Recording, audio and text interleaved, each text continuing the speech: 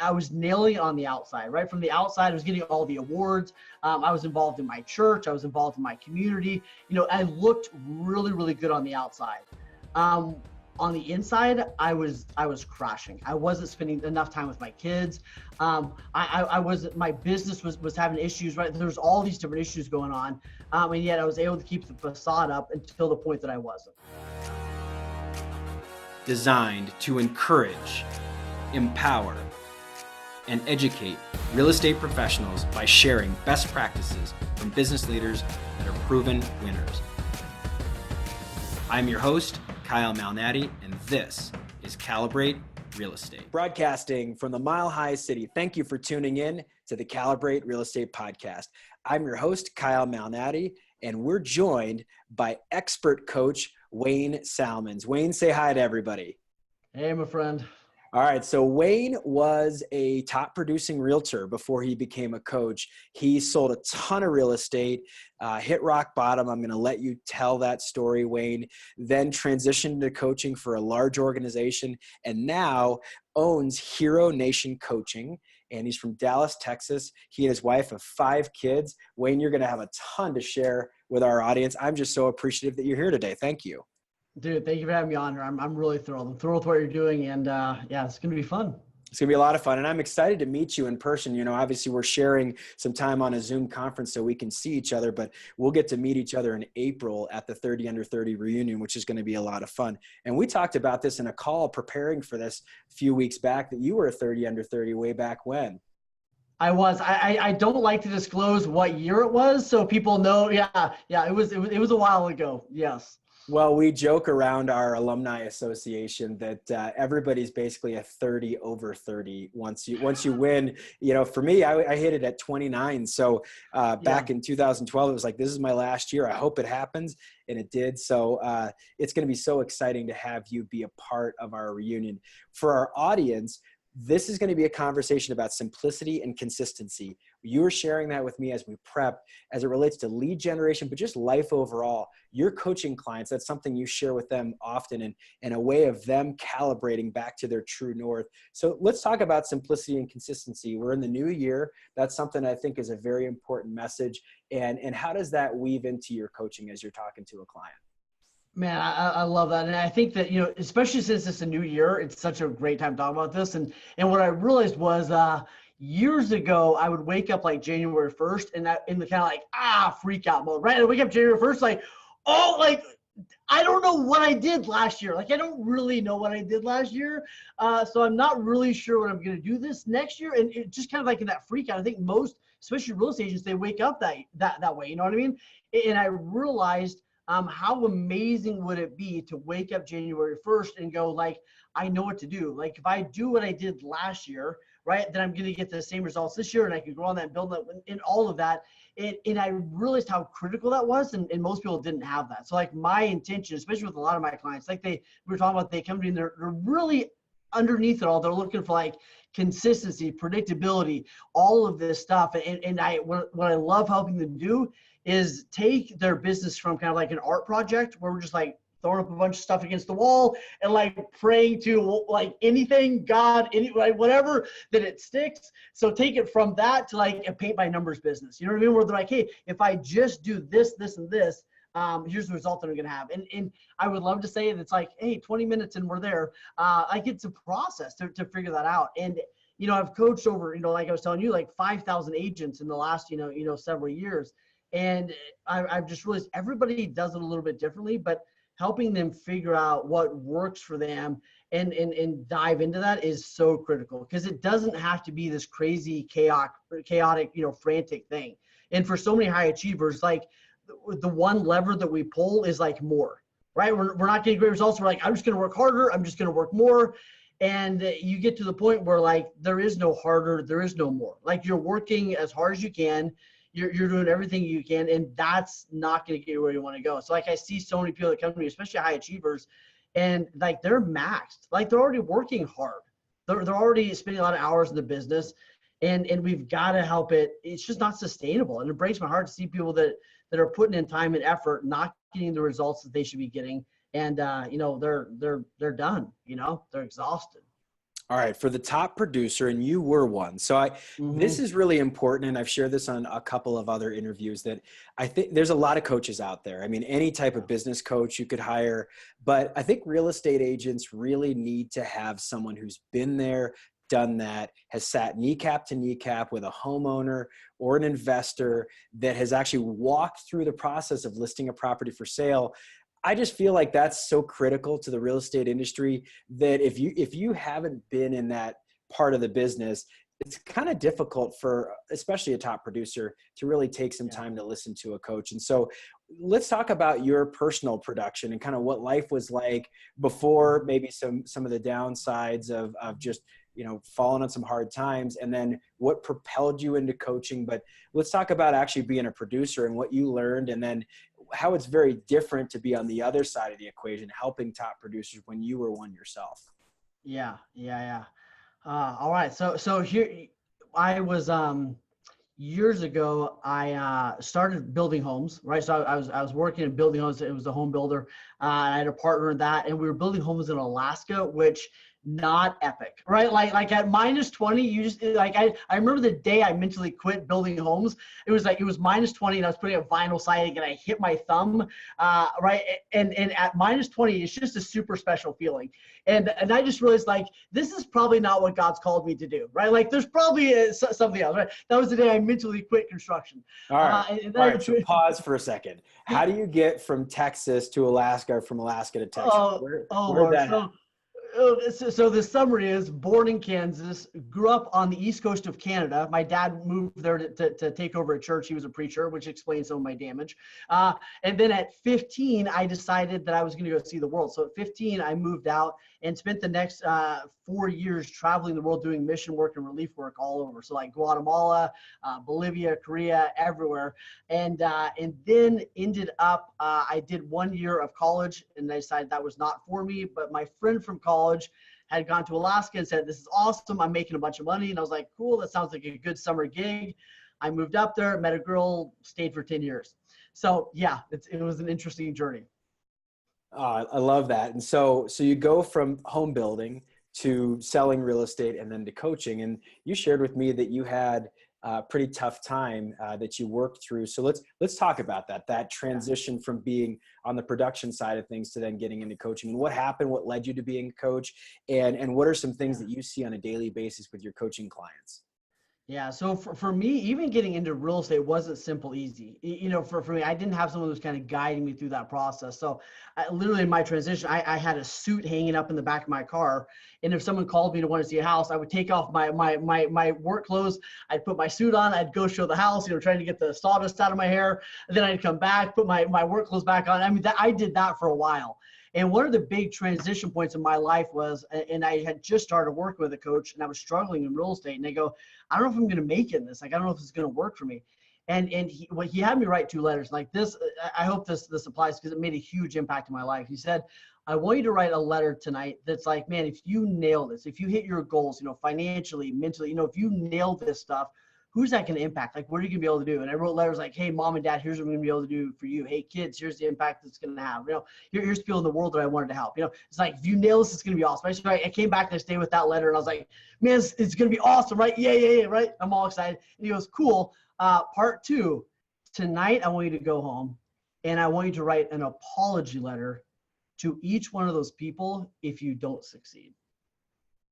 And I was like, "Okay, cool." And I started writing those letters and like, I'm in tears, right? Like, wow. I'm in tears, like telling my kids like, "Hey, I'm not able to do this and this for you because I didn't push through. I didn't figure it out." Right. You know, to my parents, like, "I'm not able to help you at this time in your life because I didn't nail my stuff." Right. And I'm writing these letters in tears. And that was a huge point for me because one of the things he taught me to do was like time travel. Right. And it just got so clear on, man, this is what this is going to look like. And I came back the next day and go, "That rocks my world. I'll do whatever it takes." He goes, "Cool. You're going to take 10 listings a month for the next 12 months. And I was like, "Okay, have you seen what I've been doing?" Like I'm not sure if you know where I'm at, but I'm not there. Right. And so he goes, "You're going to take 10, he goes, if you're going to take 10 listings a month, I'll help you and support you, but I'm not going to tell you what to do in essence." And I went from that point, and for that year, I literally took 10 listings a month. And it wasn't easy. And yet that was a big moment in my life where I just kind of drew that line in the sand of like, I'm going to nail this. And that was big. So then I went through there and it grew my business. And would eventually, I brought in some people here and there, but I was doing most of it on my own, to the point where I would have like, 45 pendings at a time with like a part-time admin. It was brutal. But I was working really, really hard. What I realized was, and this is after a couple of years in real estate, I was nailing it on the outside, right? From the outside, I was getting all the awards. I was involved in my church. I was involved in my community. I looked really, really good on the outside. On the inside, I was crashing. I wasn't spending enough time with my kids. My business was having issues, right? There's all these different issues going on. And yet I was able to keep the facade up until the point that I wasn't. And I literally like had an affair. I lost like a bunch of the builders I was working, like my business crashed, like I lost everything, to the point where I was laying on a floor in this vacant building, getting ready to take my life. And looking back, the biggest thing that caused that was just my whole identity was in all of this exterior stuff, right? I'm involved in this and I'm doing this, and I looked so good on the outside. And when all of that crashed down, literally my identity was gone. And I was like, there's nothing left. Like there's nothing here. And that was kind of like the lowest point in my life. And I'm there. I remember, I'm laying on this floor in this vacant building in the middle of the winter in Alaska, and I'm getting ready to take my life. And think about, okay, here's what I'm going to write to my kids, all that, getting all that stuff kind of done, wrapped up. And I'm laying there, I'm getting ready to take my life. And what hits me, and this is one of the most profound moments in my life, what hits me was nobody was coming to save me. And it didn't, like I had people that cared about me and loved me, but what I realized was like nobody was coming to save me. Like only I could save myself, right? Like nothing anyone else could say or do or whatever would change my world. And I literally had like this, it was like almost like you got two options, right? You either, take your life, check out, or you make the decision to be your own hero and literally save yourself. And that was kind of like that, another huge turning point in my life. And I don't want to do it again, but I'm really grateful for what I got, by going through that. So. Wow. For those of you that have listened to our podcast for quite some time, we prepare. Intentionally, I didn't ask for that story. And I'm really glad that I didn't, because my reaction is authentic right now. That is, that's crazy heavy stuff. I'm just amazed to hear that. I can only imagine the strength that it took you to get up off that floor. That's something that I don't look at very lightly. I've never gone through that before, but that decision, when you're probably that low, literally and figuratively, that decision to get up has got to be really, really hard. And so what happened the next day? I've got to know what happened the next week. I would love to I literally say and then everything got better, but it super didn't, one of the things I realized by going through that was, I think looking back, suicide to me, I think until that point, I always thought people that committed suicide were, it was kind of selfish or dumb or whatever, and at that moment I was like, I just realized that on a whole new level of I really thought the world would be a better place if I checked out. And so I think what's cool is by going through that, I learned a lot from that soul pain, you know what I mean? And I think that's helped me a lot, as I move forward. So I kind of make this decision. I realized I had been kind of a fancy victim. I was really in this victim mindset. I need to switch that. And it literally, a couple things kept me going, right? So I literally just had to get back up, start doing the work. One of the things that helped me a lot was I asked myself a question like, could this ever get better, right? Like I'm in, at this point I'm in debt, a couple $100,000, right? My kids, everyone, that I can imagine thinks I'm a terrible person. I think I'm a terrible, right? It's brutal. And I go, could it get better? And I was like, okay, could this get better? Like even if it took 20 years, would it be worth it? Would it be worth living and going through this even if it took 20 years? I was like, okay, yeah, I guess so. And I was like, okay, well, what if I could do it in 10 years and get better? And I was like, what if I could even do it in 5? But like getting that little bit of a light at the end of the tunnel made a really big impact on me. So I literally just started doing the work. I started like calling for sale by owners, like I just started doing the work all over again. My brokerage fired me because I had been dropping the ball on transactions. So I had to find another brokerage. They fired me because the person from my former brokerage told them I was a piece of crap and they should release me. So like I'm right, like everything's spinning. And literally it was just like calling for sale by owners, calling expires, and just doing the grind to get back up. And it took me quite a while to get back, back in a quote unquote good place. So I go through that, and which was pretty interesting time. Then I moved to Texas. I decide, my ex-wife and I decided like, hey, Alaska is probably not for us forever. This is a great time to restart, reboot. So I moved to Texas, and I'm taking the bold class, right, from Keller Williams. I'm taking this bold class, and it's having a really big impact on me. And the instructor comes over one day, taps me on the shoulder, and she says, I think you should teach this. And I'm like, you're crazy. Like you obviously have no idea. Like I have like no self-esteem, right? Like it's been a brutal, 24 months, whatever it is. And I'm like, I am not the guy, right? Like I love that you think that, but like, heck no. And so then she said it again. And then I get this call from Austin that says, hey, we heard you want to audition to be a bold coach. And right. So like these wheels just start turning. And I remember I go through this audition. And at this point, I mean, they're turning down, hundreds of people a year to accept one person at a time, to take this role. And I was like, you know what, it's going to be a good experience. I'm going to learn something. I may as well go for it. Right. So I go down, and they set me in. And the leader of that, it looks at me one day and she goes, man, I think you're going to be phenomenal with this. I see greatness in you. And I'm going like, you're crazy. Like whatever greatness you think is there is probably not there. And she said, well, just believe in my belief. And that kind of goes back to that Les Brown quote, where I think sometimes you've got to believe in somebody else's belief in you before you believe in yourself. And I think as leaders, one of the things that she did that I think is really powerful is I asked one day, said, how do you see me so amazing? She goes, I see you as who you could be 2 years from now.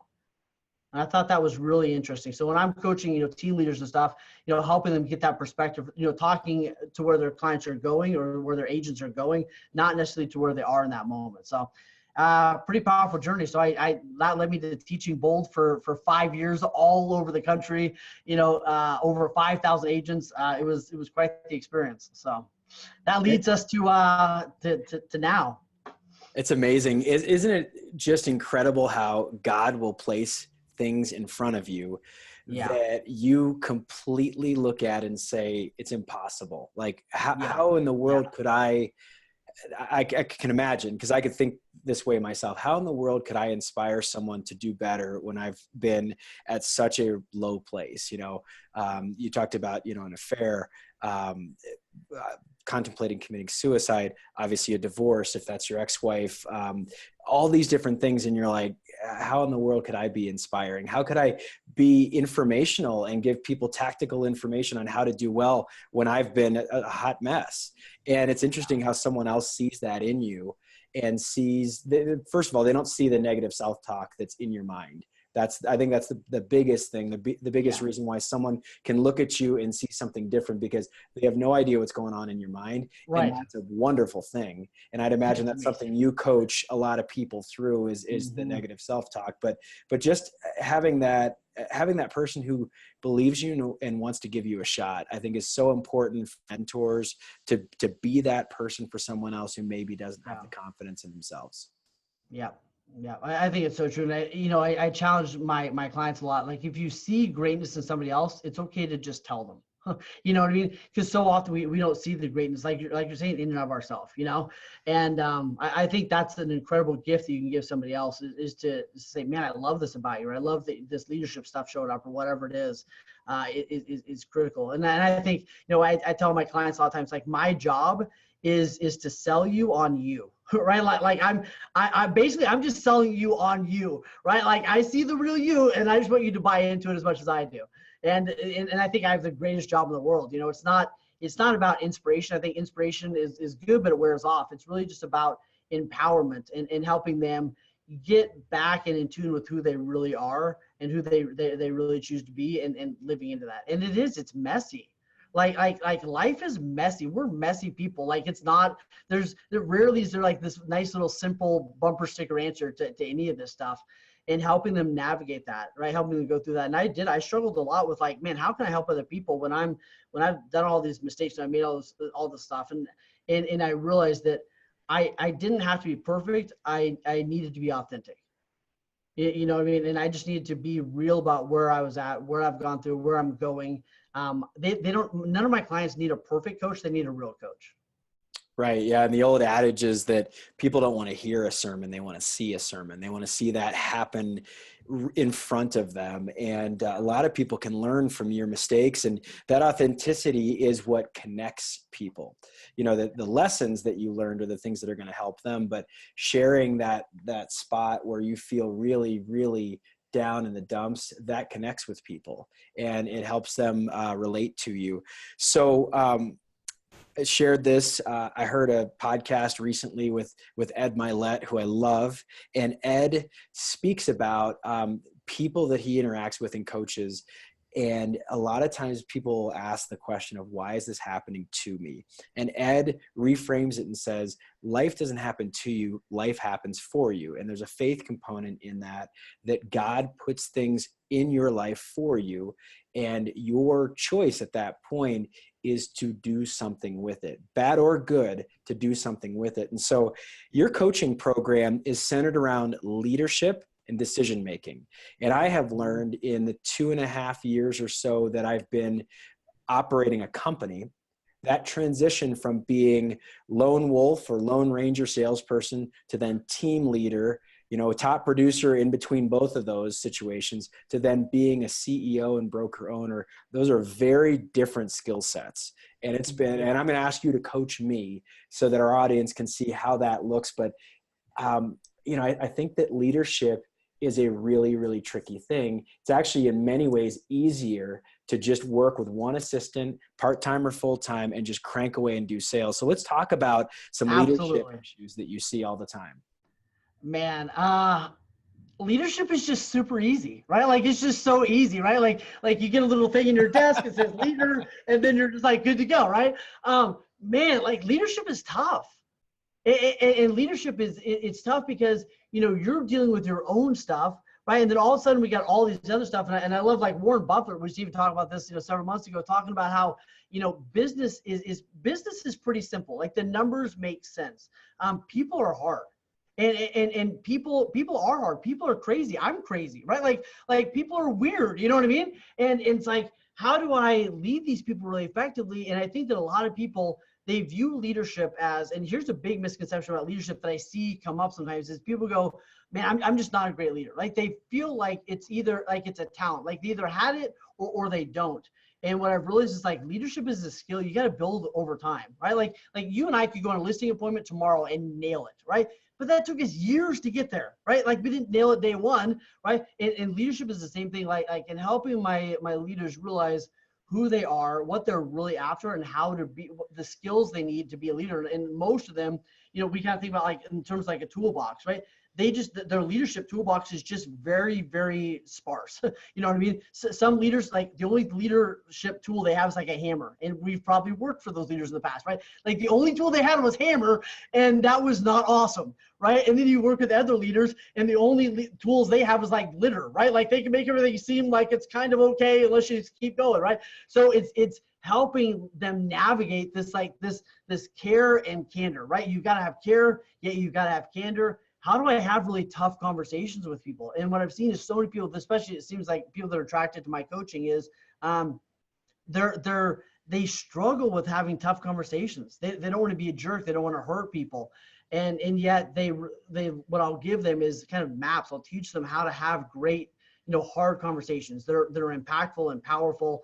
They don't have to be brutal. You know, they can be good. How to meet with their people on a weekly basis and what to do in those meetings. And so it's so much of just empowering them with the actual tools.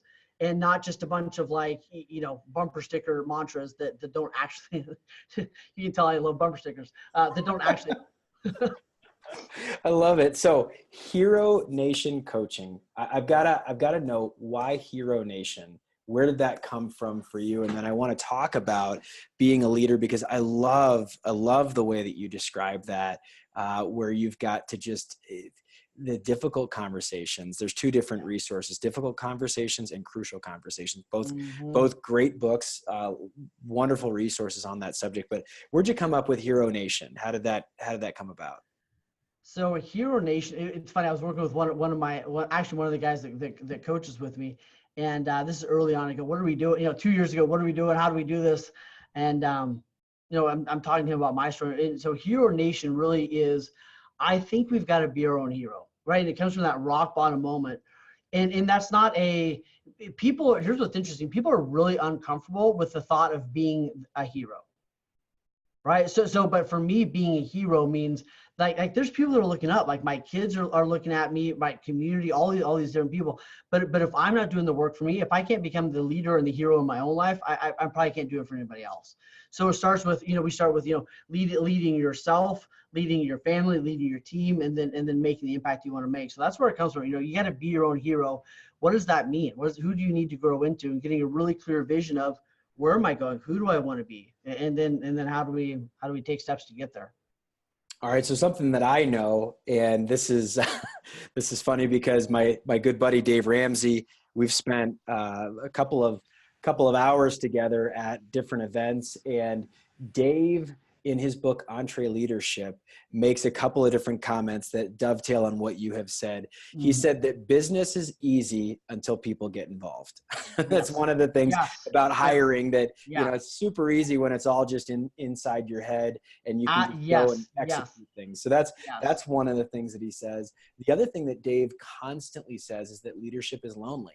So let's talk about that loneliness, because it is, I will tell you from my own personal experiences, leadership is really scary, because you've got a lot of people in that Hero Nation concept. You've got a lot of people depending on you to produce, because that means that their salary is dependent on your production.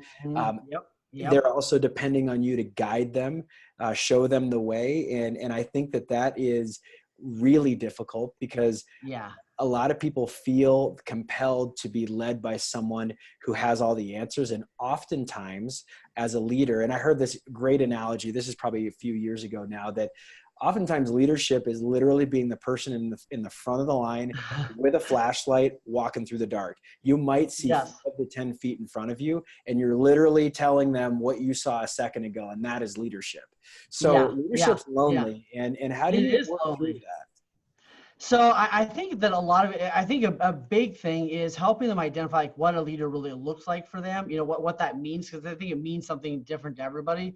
And then at the same time, one of the big interesting things I see a lot with people that are leaders is like you said, they feel alone. So helping them realize that they're not alone, that what they're going through is normal, that this is part of the process. And so often I'll talk to somebody and be like, hey, here's where you're at in this process. This is 100% normal. And by the way, I don't think you can get where you're going without going through this, and helping them just realize like this is part of it. You know what I mean? I think is big. And then really casting the vision for where they, where do they want to go? What are they after, and the impact they want to make? And, so I think that's big. And I think it's helping them, distinguish between, a manager and a leader. And I think a leader, we were talking about this a little bit earlier today, like a great leader teaches people how to think, right? A great leader has the tough conversation. A great leader continues to have great self-awareness and get out of the way. A great leader teaches people how to think. And I think that's one of the hardest things that we struggle with is, a good example of that is you go up to somebody and say, hey, you can go up to like your team leader or whatever it is, and go, hey, what do I do with this, right? And you tell them a little about the situation, and then they go, all right, do this, right? I want to know what happened in the moment. Like, what is that, right? So to be able to teach my clients, my coaches, how do they figure out what that was, and then give that to their people, really teach their people how to think, how to make great decisions. That's huge. That's really, it's a big deal. Gosh, that's crazy because I have often had that, and you do have a conscious stream of thought, and Yes. I've never Yeah. heard it described that way. Yeah. It makes so much Yeah. sense. And I've been coached by a number of different Yeah. people, really smart people for a Yeah. decade. And I don't know why I've never heard it described that way, Yeah. but Yeah. what is happening? What is your mind going through in that moment of pause, and communicate that? Yeah, Start and to most share most that leaders thought don't, process. they don't know what happened, right? They don't know what the mental checklist or the mental flow chart or decision tree, whatever it is they just went through, and it's tough. So what I think it helped is help them give that to other people, and go through that. And that's huge, right? And if you want to go somewhere fast, like you were saying, or if you want to go somewhere fast, go by yourself. If you want to build something big that's impactful, you've got to take other people with you, and that's slower, but it's really, really powerful. So I think walking them through that and giving them really tactical advice on that is critical. Gosh, I love that. So now let's talk about being a leader at home. So you mentioned that you've got 5 kids and And I'm parenting. perfect. Yeah. Well, we'll just ask your kids and they'll tell you the rest of it. Yeah. But I think that there's this idea in the business world that, kind of check your feelings at the door when you're at work. And then when you're at home, you're supposed to be this tenderhearted person that is very different from the person that at work. And I have found that lack of congruency. So one of our past guests, Stephanie Lanier, talks about successful people are inherently congruent. They are the same person that they walk in the business with as they are at home. And I think that that's great authenticity when people are like that. So let's talk about being a dad of 5 kids. I was the oldest of 6 kids, and I can tell you it was a wild experience. I love my parents, love my siblings. There's a lot of mouths to feed. There's a lot, bathrooms are are a finite resource. Yeah. Finite resource. So what's it like being a proud papa of 5 kids? And also, how do you lead at home for those guys out there? And I know there's a lot of talk about empowering women in the workplace, and I am a big believer in that. But I think guys, there's a lot of silence right now about men in the workplace being authentic good fathers. So let's talk about that for a little bit. Man, I think for me, so for me, 3 of my kids live in Alaska most of the time. My 3 older kids. So I had 2 kids with my ex-wife, and then we adopted our 3rd child from Wanda, and she's amazing. And then I have 2 kids, with my wife now that we have all the time, right? So we have got all these kids, and I'll tell you what, one of the hardest things for me to deal with after my divorce and crashing my life was I was 100% convinced that I could never be a good dad, that I had crashed it, that I could never repair it. It was over. It was done, right? And it was brutal. I felt guilt all the time. Yeah. So how do you reset that limiting belief in your mind? Because clearly you don't believe that now, but how did you work through that? Yeah. So transparently, I still struggle with it sometimes. Like I wish that I had just arrived, and I do struggle with it sometimes. And yet here's what I did, and I had a coach that kind of walked me through a lot. And he goes, what could being a great dad now look like? And you started talking about, this could be, how many of your friends, that have been through divorce, divorced kids, and they're phenomenal, right? So I changed my paradigm shift because I grew up in a very conservative home where like, hey, if you get divorced, it's the end of the world. And I had to realize like, hey, this isn't the end of the world. I've just got to recraft this. And I started writing down like, what would being a great dad look like with what I have in my world now? And it sounds a little odd, but you talk about how you be a great dad. I got a little, I got very specific with it. And I started going like, man, I'm going to spend this many days a year with if I spent that many days a year with my kids, that would be awesome. And not that automatically translates to love, but it helped me get really clear on some of the stuff I was going to do. I'm going to spend this many days with my kids. I'm going to call them this much. I'm going to do this and this. And I began to came up with those things that I was going to do. And that was wildly helpful. And then just asking my kids, I began to ask them better questions. If we were going to spend a day together, what would you love for us to do? If we were going to do this, and realizing, that I could be a phenomenal dad, and they could have an incredible experience. It wasn't the preconception that I had before. And it's been really powerful. A couple things that I've done is, and I'm so far by not perfect on this, but getting more present with my kids was a big deal. Then I remember one day, my coach said, hey, what's it like when you go home at the end of the day? And I don't remember what he was referring to, but I was like, okay, I go in and I said, I'm usually finishing up that last phone call. Like I'm in real estate, right? I usually finish up that last phone call, you know what I mean? And all of a sudden it hit me with this visual that I walk in the door every single day. I'm on the phone, and the first thing my kids see is my hand put out to them. Right, my kids are daddy, daddy, daddy. They're all excited. They're barreling up to me, and the first thing they saw, like every single day, was my hand.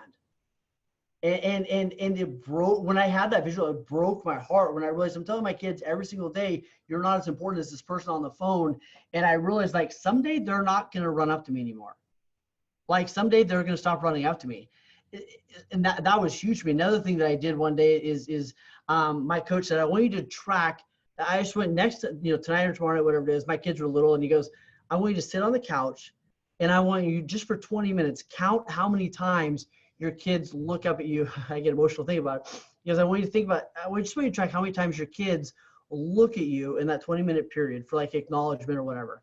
And I couldn't do it. Like I was sitting there, and I'm like, tears were in my eyes after like 5 or 6 minutes. All the times my kids looked at me, whether they're playing with Lego or dolls or whatever, and just looked at me like, Dad, see me. Dad, this, like, just looked at me for acknowledgement. And I realized how many thousands of times they've looked at me and I didn't see them. I'm doing that tonight. I mean, I'm going to go through that exercise tonight, and I'll text you and let you know what that, because you're right. You're focused on whatever. It could be a book. It doesn't have to be your phone, but the phone's the easy thing. Gosh, that cuts me right into my heart. Dude, it messed me up. The two other things that I think, as I think about this, another one was, and I get like we're busy, like this is real. Like for especially most of us in real estate, it wouldn't be real for me to go, all right, dude, so tonight at 5 o'clock, you're gonna turn your phone off. You're not gonna turn it on till 8 o'clock tomorrow morning. Like that sounds awesome. Never gonna happen, right? Like maybe in your little world, right? So like started with a couple of things. Like so one thing that I started to do, and my therapist helped me figure this out. And every day when I come home, I do 10 minutes of tummy time. And that sounds super weird now that I say it out loud. But like I'll come in the house, and for 10 minutes, I just stand there with my wife listening to her day, right? Whether it's leaned up against the counter, standing in the kitchen, but like I just stand there for 10, 15 minutes, whatever it is. And I just listen to all of her, because that's what she wants to share. She wants to share her day. She wants to share what's working, when the kids were crazy, when they were good, right? She just wants to pour all that stuff out. And what I used to do is I'd come home, I'd want to go change my clothes or whatever it is. But now I spend 10 or 15 minutes just in that space. And for her, that was huge. And when I started doing that, that was a big deal. I also, when I was really busy, I started framing time a little bit. So I'd say, hey, I've got to do a bunch of work tonight, but I'd love to spend an hour with you. What would you love to do? And by framing it, that was really, really helpful. So some of these little strategies like that have made a big impact. I check in with my wife every Sunday. I ask her the same 5 questions. And I ask her like, on a scale of 1 to 10, how are we doing? And what would move us up a little bit? What do you want me to never stop doing? What do you want me to stop doing? And then how can I support you best this next week? Like, how can I show up for you and support you this next week? And it sounds a little weird that like I have a system around it, you know what I mean? And like, it took a while to figure out, she's like, hey, you do this every Sunday afternoon, right? And I'm like, don't get the reminder on my phone. But I did, I made it kind of a system because it was that important to me. You know what I mean? So I don't know, do any of those land? For me, love them all. The tummy time. I mean, some of that when I am performing at my best at home, that happens just naturally and authentically. Right. But yes. I will say that the coaching program that I've been involved in for the past 4 years, one of the lead coaches, his name is John. John would say he would do 2 things, and then I'll have an addition to this that comes from Dave Ramsey. So 2 things John would do. He would drive towards his house as he's coming home from work. He would stop about a block and a half away. He would finish phone calls. He would finish text messages and kind of get through that. He's a very high D if you're a disc personality profile person, like very decisive, very like, let's get stuff done. So he'd finish all of that. Then he would drive home. So he'd actually literally stop, finish all that type of stuff, finish up the call, whatever it was. So that's item number 1. Item number 2, leave the cell phone in the car. Leave it, basically holster it in the car. The garage is going to be your storage place for your car. So those are the 2 items that John would share. Item number 3 is from Dave Ramsey. Dave Ramsey was at some sort of marriage counseling type of seminar. It was a conference related to good marriages. And he said that as a man, especially, but just generally someone in the workplace is using their sword all day to vanquish the enemy or to like make stuff done, whether you're vanquishing enemies or you're hacking through the bush in the Amazon and you're just getting through it. And so the person that was leading that marriage conference said, don't bring that sword home and use it on your family. You need to, like the knights of old, take that sword or that cell phone or whatever it is that you use as a tool in your business and put it up on the mantle, just like a knight would, just like someone that was using a sword back in the medieval days, and don't use that on your family. And that analogy was really important for me to say, like, we're going to come home and just reflect on that. So tummy time, that was really, really great. The 5 questions, huge, absolutely huge, because the most successful people in the world are very intentional. And it may seem really cheesy. It may seem really calculated, whether you do it once a week or once a month. My pastor says those questions, he does those once a month at a date night with his wife. They've been married 37 some odd years, and they still do the same thing. How am I doing? How can I support you? Where did I get it wrong? Les Parrott, the great marriage counselor, will say, you know, what he calls it withholdings. What have you been withholding from me? What have I withheld from you? You know, and these are these little ankle biters, these little things, these little burrs, if you're, you know, out in an open space, that just, you know what, a lot of times people just avoid it because that thing annoyed me, and you know what, I'm just going to kind of leave that alone. But those things fester, and they fester over time. And if you don't give someone that outlet to say, like, how are we doing? What is going to end up happening? And you've, I'm sure, learned that the hard way through having a marriage that didn't work out. So this time around, you get second chances. I'm going to ask you, and it's going to sound silly. And now they know. And I'm sure your wife is mentally preparing throughout the week. You're like, I'm going to tell Wayne, you know, this is what's going to happen. I'm going to have an answer for him. Early on, she's like, hey, you know, I'd miss a week or something. She'd be like, hey, aren't you supposed to ask me something today? You know what I mean? I'm like, I'm like, oh snap, I've let her into the world. You know what I mean? Like now she's holding me accountable for that stuff, you know, which is awesome. And I think what's interesting is, you know, kind of on this whole like family parent kind of thing is we're so strategic and intentional and all the stuff at work, right? Like we put our appointments are in there. We're strategic. If we're going to call an angry seller, like we think about that conversation for 30 minutes. We write out what we're going to say. Like we spend all the time preparing, right? And then we come home and we wing it like crazy. And it's terrible, right? So I remember one day I was driving home and I knew that my wife was going to get into it, right? Like I knew this thing had been festering. And I was like, it's like, this is not going to be a fun conversation. And it hit me like, holy crap, I spent an hour today getting ready to call that client. And I've spent 0 time getting ready to talk to my wife, right? And by the way, the conversation with my wife is probably going to have a way bigger impact on my life than, you know, whoever this client is. And so I'm sure it's weird, but like get strategic with it, right? I plan my family time. It's in my calendar. It's like locked in. My conversations with my wife, time with my kids. It's get as intentional at home as you are at work. And that makes a big difference, I think. One of my favorite discussions is with a fellow 30 under 30 named Brandon Green, who's moved into the coaching space. You probably know Brandon from Keller Williams. We literally had a call this morning. So yeah, keep going. No way. Okay, great. So I didn't realize that this is fun. Total spontaneous thing. So Brandon told me he's coached me a couple of different times just privately. I have a problem, something's going on, and I love Brandon, love Bo Mankitti, all the folks at Keller Williams Capital Properties. Brandon shared with me his intentionality about travel and vacations that I don't remember when it is, October or November. He sets the entire year of vacations, travel, etc. the year prior. And he's like, it's all set.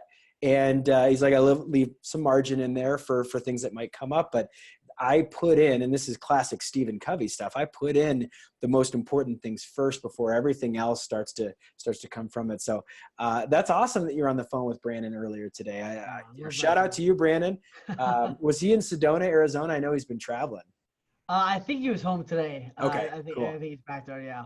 Oh, that's awesome. So I love to close out my show with some inspiration and also information about people that you might run into, interact with, and you've already shared a lot of personal failure, a lot of things that you had to learn from, if you've got someone that's in their 20s, and this is what I like to say, this is the advice you wish you knew when you were 22. A lot of times people give advice from that place of, gosh, I wish I would have done this.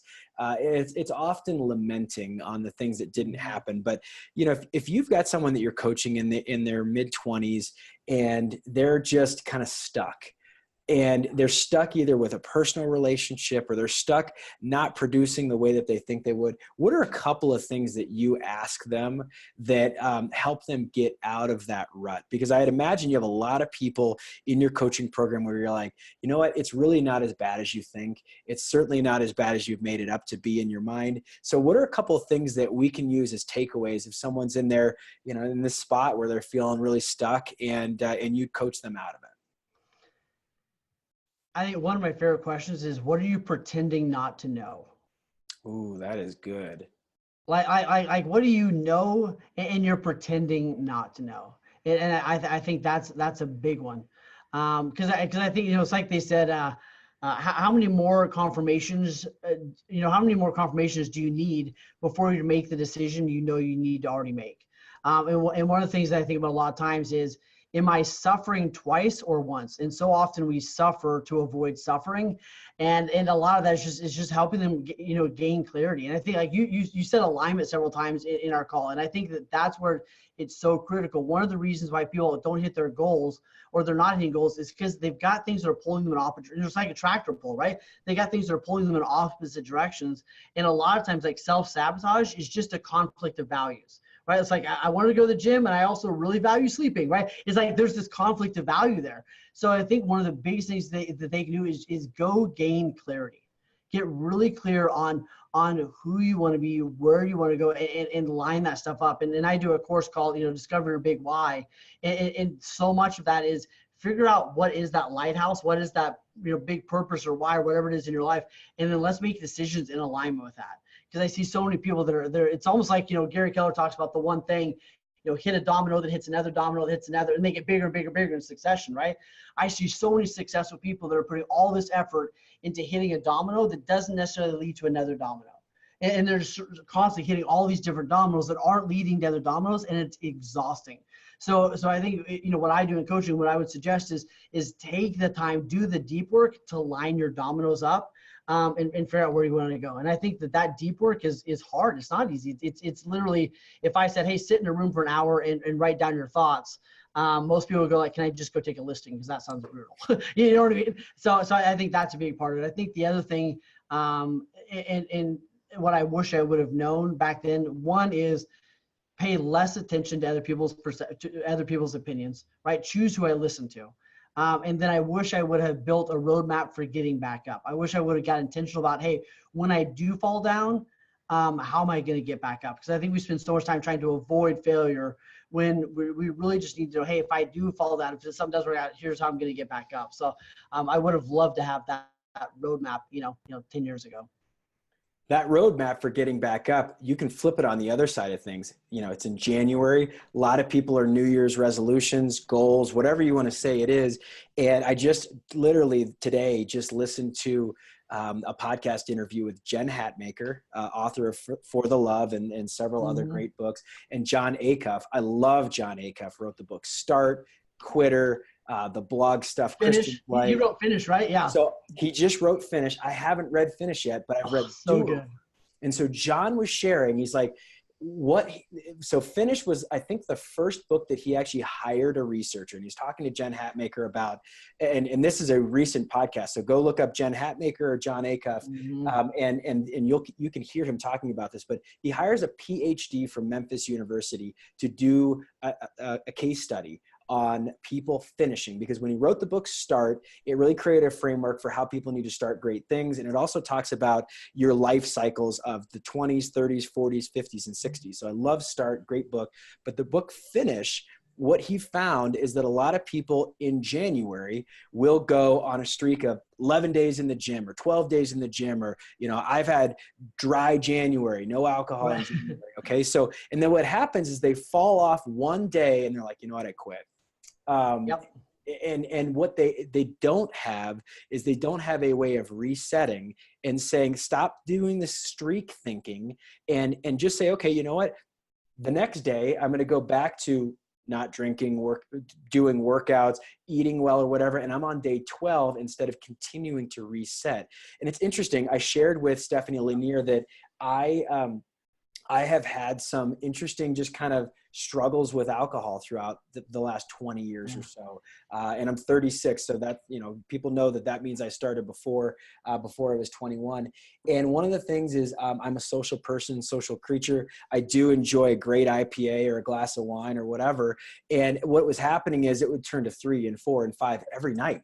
And I wasn't getting like fall down drunk, but it was like what I was realizing is I wasn't feeling my actual emotions. And through therapy, through some other different things that I've had, I've realized that those emotions are still there, whether I'm sober or whether I'm drunk, but I have different feelings about them when I'm authentically feeling them. Yes. And one of the things, the whole point of all of this, of being vulnerable and sharing that, is that I have a big calendar that I put up on my door here at the office, and I come in and it's a scoreboard for me. Did I drink last night or did I not? And one of the things I talked to with my wife about, she's like, look, I don't think you need to go sober. I don't think you're an alcoholic. I don't think you need to go to AA, but I do think you need to limit it. And I do think that you need to be a high performance business person. And so what we've done is we've compartmentalized it and said, hey, we're going to just kind of every now and again, take a break. It'd be a Friday night or a Saturday night and say, hey, pick your spot where you're going to have a couple of beers and have it not be a day that you've got a big presentation in the morning. And so what's happened in October and November, I had some big streaks where I went like 14 days in a row and then another 7 or 10. And what happened is I would write 1, 2, 3, 4, 5, and I'd be these big blue check marks.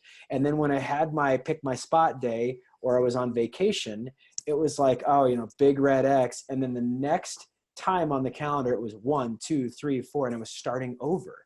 And the whole concept that John Acuff was saying is that stop. You're on day 15. You're on day 20. Like, give yourself the right to say, look, I've made it 21 days out of 30 in the month of November with Thanksgiving mixed in there and lots of holidays and different stuff. Celebrate that, because you used to drink every single night. And so I think that's so critical. And I know I went there for a few minutes, but I think that's just so critical. I think that's so huge. Is it okay if I share one thing? Let's do it. This is, I got this. Screen share, I love it. Yeah, there you go.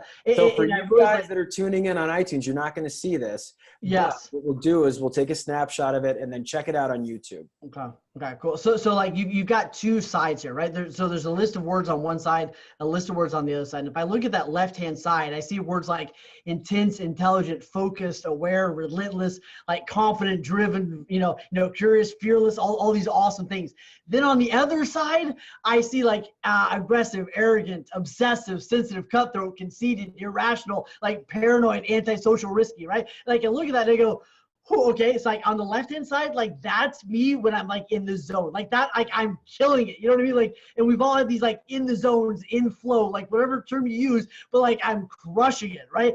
And then we have moments where we get tilted and we go to the right side, we start getting like arrogant, obsessive, sensitive, irrational, like all this stuff starts to kind of float up. Like, and maybe that's just me, but like I can definitely like get tilted. And sometimes like getting a flat tire, or sometimes like having a big failure, whatever, if I get tilted. So as we're talking about this, one of the things that I think is so critical is you got to build a bridge to get back.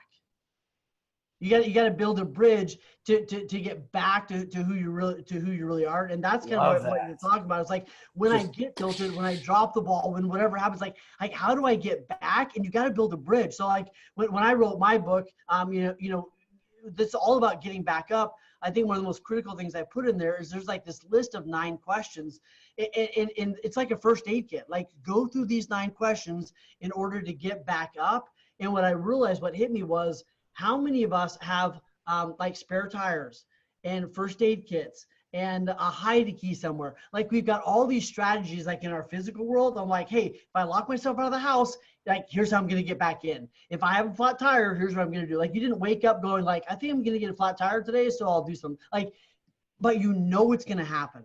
You know you're going to have some failures. You know you're going to have some moments where you get throw punched, right? Either by your doing or somebody else or whatever.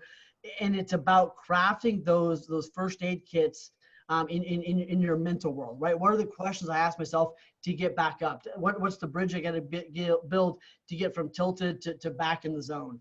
And I think that's one of the huge things that separates so many successful people from average producers is successful people have systems and tools to recover quickly, because your recovery time often is one of the big differences between, you know, high performance and kind of mediocre living. Oh my gosh, mind blown. Yeah. So, holy cow. Rewind, seriously, the last 3 minutes and listen to that in a loop if you are struggling through something. Because I will tell you what, Wayne, I have had days where I have been back and forth and back and forth and back and forth on that left side, right side thing. So, yes. Holy cow. And then and you're not crazy. You're just tilted. Right? Like we go, oh man, I don't know what's wrong with you. I'm emotional. I'm an idiot. I'm whatever. Right. Like, no, you're fine. You just got tilted, right? And all we got to do is figure out how we get back. And I think it's really, it's not that you just do it automatically and you get perfect at this. I think for me, like especially with my clients, it's just how do I get back faster and faster and faster? Like how do I just continue to shorten time? And it used to tilt me for a week. Now it was 2 to 3 days. Okay, now I'm able to do it in an afternoon. Now I'm able to do it in 5 minutes. And that's the succession that we go through. And it gets really powerful when people, you know, build that first aid kit. They have that spare tire in their life and they can get back up. Oh my gosh, you know what?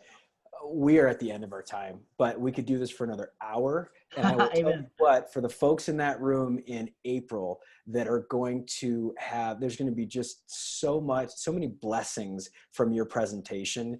And I am just so thankful. Honestly, I'm saying this sincerely. Wayne and I don't know each other very well. We were introduced by Brad Allen, and this is the first time we're seeing each other on a video chat here on Zoom. But I will tell you what, I am so excited, my friend, to meet you in person. And before we go, how do people connect with Hero Nation Coaching, and how do people get your book? Yeah. So if you want, I'll actually give you a link so people can get the book for free, like a digital copy for free. Thank you. If you want to, I'll send you that, which would be awesome. And then they can find me on Facebook or Instagram. It's just my name, Wayne Salmans, whatever, how, you know, find it that way. And then for coaching, it's just theheronation.com. So theheronation.com. And we're not a good fit for everybody. We are a fit for people that want to be real, just like you, right? People that they get what we're talking about. They want to be real and authentic and have big, amazing lives, not just make a bunch of money, right? Like the money's important, but you know, want to have a whole life, right? Not just make a bunch of money and lose their marriage like I did, right? Not, you know, or lose the relationship with their kids, whatever it is. And yeah, so thank you for having me on, dude. I'm excited where we're going. I think that the mastermind is going to be awesome and authentic and sharing. And I'll leave you with this quote. I heard, man, I can't remember, maybe it was Eleanor Roosevelt said, you have to learn from other people's mistakes because you just don't have enough time to make them all yourself. So like, cute. wow, that is huge, right? Why do you and I listen to podcasts, read books, go to these things, right? You've got to learn from other people because you just don't have enough time to make all the mistakes yourself. Gosh, I love that. Man, I love that. Thank you, my friend. So thank you, brother. For those of you that are listening in for the first time, because you might be, please subscribe to our podcast on iTunes or YouTube. We are also now on Spotify. We have 19 reviews. Most are 5 stars. I think we got 1 4-star review. If you love this, please review our podcast. That gives Kayla Davis, our producer, so much affirmation that we're doing the right things. It also helps me out and it gets our message out there. So Wayne, I just appreciate your time. I love your message and I'm so happy that Brad introduced us. And for everybody out there that's tuning in, whether you're watching or listening, thank you. And we will see you around the neighborhood. Thanks everybody. See you later.